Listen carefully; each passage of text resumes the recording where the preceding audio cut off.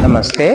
आप सबका एक बार फिर से स्वागत है मेरे channel yoga with Rahul Kumar के चैनल पे। तो आज का हमारा विषय है कि आप सब सर्दी जुकाम से कैसे छुटकारा पाए, कभी भी आपको सर्दी खांसी की शिकायत नहीं होगी। शुरू करते हैं 2 आसना जिसे कि आप करके अपने आप को स्वस्थ रख सकते हैं और सर्दी खांसी से छुटकारा पा सकते हैं। तो आइए शुरू करते हैं।